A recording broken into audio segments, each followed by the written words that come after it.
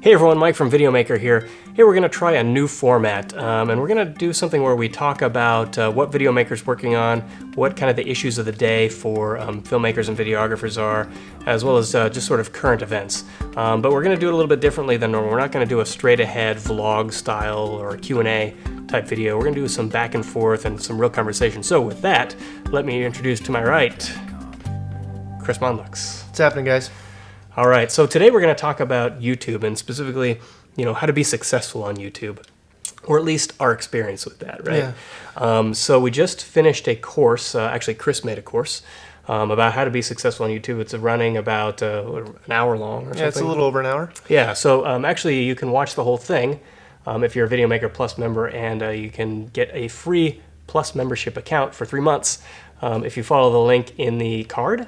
I guess we'll try a card. Yeah, that's true. Something will call your attention to something to click on to get free 3 months Videomaker Plus. And we'll talk about that in detail at the end of the video. But click the card if you want to skip to that point. But with that, Chris, you spent a good 2 months or so working on this course about being successful on YouTube. I'm sure learned a lot. So what are the big takeaways in your mind? So, there's a lot of ways to be successful on YouTube. Some people do it through, all sorts of different types of categories, right? So from gameplay to how-to videos is what we do, to, entertainment and comedy videos. And really there's lots of different paths to get there.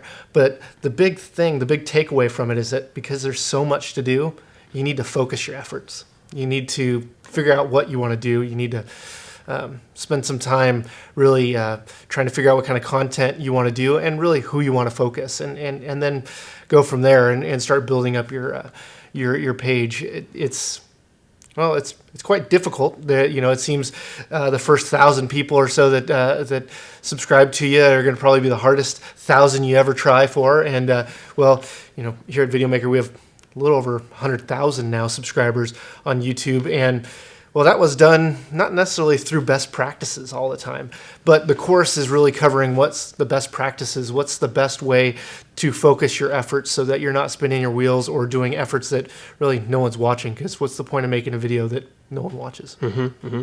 Yeah, and I think it's probably important to define success for yourself, right? If you're starting a YouTube channel, like some people might define success as I want to make lots of money, I want to make a living at this, I want to fill my bank account, I want to buy a yacht, something like that, right? Others might be trying to build up their acting career, right, or their showbiz career. Sure. So how success is defined is different for everyone. Yeah. So with Videomaker, I guess we can sort of peek behind the curtain and talk about our own experiences there. Yeah. I would say that, correct me if I'm wrong, our definition of success on YouTube is we want to develop our audience and I guess develop a deeper relationship with them, right? In that people on YouTube are very vocal, right? And a lot of people like to complain about the comment sections in YouTube and all that. But in our comment section, the comments are generally pretty good. I mean, we have a few bad apples, but we want to sort of cultivate this community, while also, candidly, sending people, or at least building awareness for Videomaker.com and Videomaker Magazine. We have a channel of 100,000, a little more than 100,000 subscribers, and we've been on YouTube since like 2008 or something. Like, it's taken a long time, and now we admittedly haven't followed all best practices. Yeah. Posting frequency, for example, right? Like we got our website to maintain and all that, but still, 100,000 followers is hard to get, and still, there's no chance that 100,000 followers could support us to keep creating content. Right? I don't even think one person. If it was just me and I was Videomaker and I was producing to that same subscriber base, I don't think I could make a living. You'd really have to diversify how you did it. So when it comes to that, it feels pretty hopeless.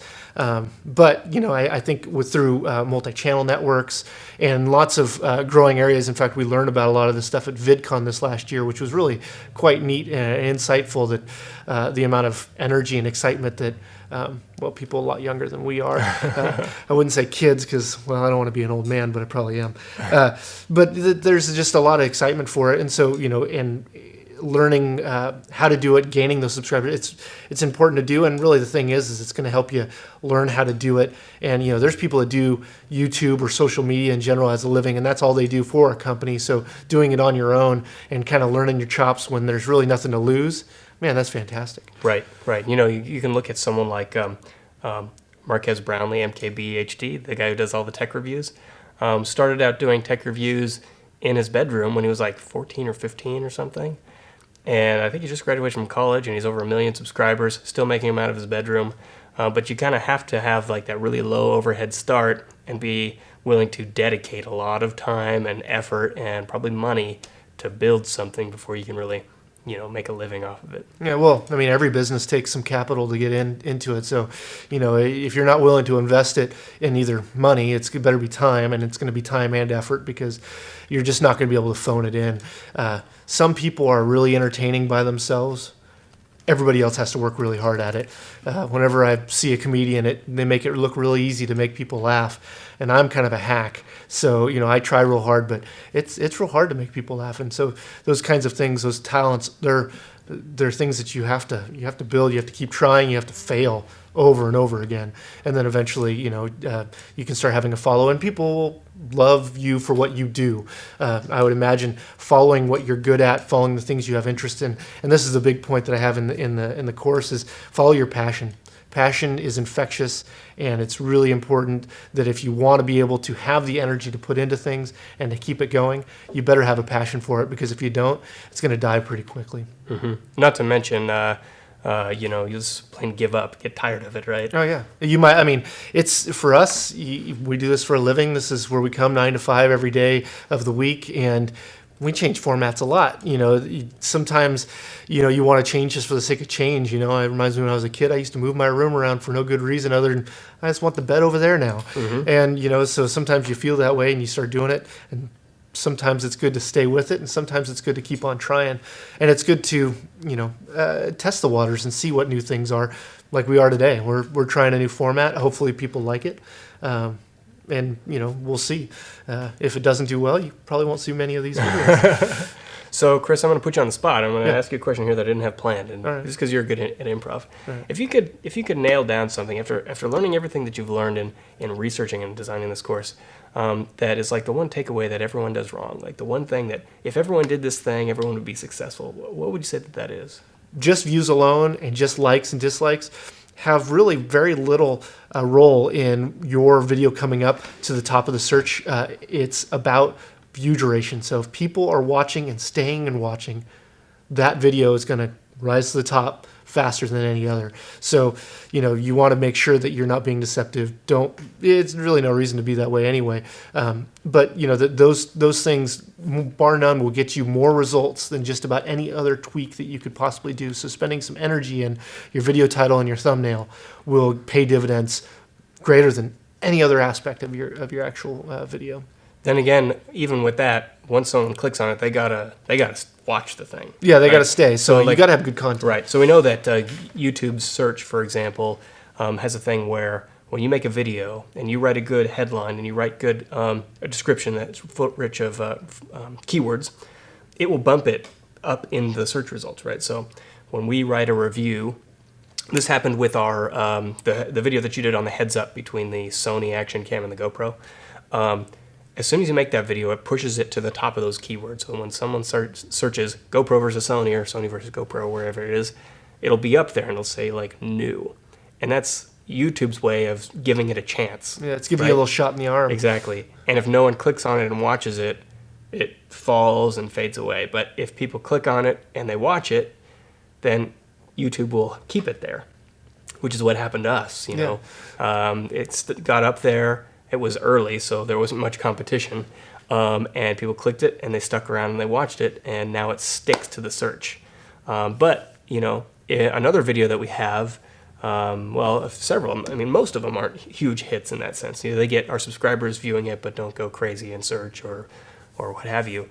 It gives it a shot in the arm, it gets up there. If viewers don't grab that and hold on to it, it falls away, and then you're just, you get that initial burst of views, and It kind of long tails out. Yeah, and that along with YouTube's push there at the beginning, because I've definitely searched stuff. I'm like, this has 34 views. Why is this possibly being the thing it's suggesting? It's because it's new, right? But you're also, when you make something new and you have a big subscriber base like we do, you put it out there and they get notified, hey, there's a new video from the thing you subscribe to. I'm sure most of the people watching have experienced this. And so that's your chance to really notify everybody. Well, it's not a huge percentage of those people will come to it so immediately or over time. So you're hoping that you're making something that they're going to grab onto and go on. But like with the GoPro versus the Sony Action Cam, our first, it's got 330,000 views right now. The first day after giving to our 100,000 subscribers, we had like 600 views. It wasn't like this, oh man, this is going to be amazing overnight viral sensation. And then the next day we got 800, 1,000. It wasn't a huge thing. And then because people were sticking around, it got sticky. It started staying up there. And within about a week, we were getting 4,000 or 5,000 views a day, and because of that, it wasn't that we got 300,000 or 200,000 or 100,000 views in a week or a month even. It's been a while. I mean, we released it in March, and it's been continually going, and it's not evergreen. It's not something that's going to stick around. Man, GoPro's already released 2 different cameras since then, right. And of course, every time GoPro releases a camera, it gets a couple more views because people get interested in GoPro again, and it's interesting, and it's definitely it's not the same every time. Every time you put something up, it's a little different. That's right. And so that's why it's good to find a format and do that thing and see what people get to know you for and things that you can be passionate for and get out there. So let's see. I think we can kind of wrap it up there. I wanted to talk real quick about how you can get this free membership. So speaking of how do we pay for YouTube, for Videomaker, this is kind of one of those ways, right? Like building awareness about our membership program. So we're building awareness today by giving away memberships. So if you want a free membership, go to the link wherever it happens to appear somewhere. Maybe it's on my face. Who knows? You'll get 3 months free, no credit card required there. So it's not one of these deals where you sign up for this trial period, but you give your credit card in, and then after the trial ends, they bill you. Like we're not doing that. So no credit card required. You get 3 months. So if you sign up, be sure to go to videomaker.com/courses, or there's a link that says video courses on the top of the page, and you'll get basically our library of kind of all training videos we've ever done, I think, pretty much. All the relevant ones that are still applicable. And the cool thing is on YouTube, we release maybe 30% of these courses, a couple of the titles that we think you guys out there would be interested in. And of course, we're trying to get you interested in what we're doing. So we give you some good stuff to want to come in and watch. Well, you might have noticed that it's not, you have a couple videos. Man, that's real interesting. I did a videographer's guide to lenses. We have I think 4 or 5 videos up from that. Well, it's 18 videos long, so there's 18 different learning objectives in there, and you can watch them all. You can watch the whole YouTube course. Man, we have everything from beginning editing to camera controls and settings to how to make a documentary, music videos. I mean everything video production oriented. In fact, if you just wanted to binge watch, you could probably become a pretty great filmmaker just by watching a lot of these courses, and we know people that have. So if you want to sit in front of your computer for 3 months, watch them all. Yeah. Hey, let us know in the comments 2 things. We know where those are. They're down here. Yeah, right below this table. So actually, if you're on like Apple TV, it's not down there. That's your DVD player, right? Ah, dang, that's the floor of your dog. Anyways, in the comments, I'm interested in 2 things. One, if you have any YouTube tips or just your experience in general, we'd love to hear about that kind of stuff. And then also let us know what you think of this format in general. So we're going to try to do this several more times, regardless of what you guys say on this one, because we're going to get better at it every time, hopefully. Right? But if you want to give us some helps, helping tips and stuff like that, if you're nice, we'll read them. If they're mean, we don't look at them. And then also we'll talk about a variety of different topics. If you guys want to suggest them, that'd be great too as well. So with that, I think we'll sign it off. So until next time, I'm Mike. I'm Chris. We'll see you then.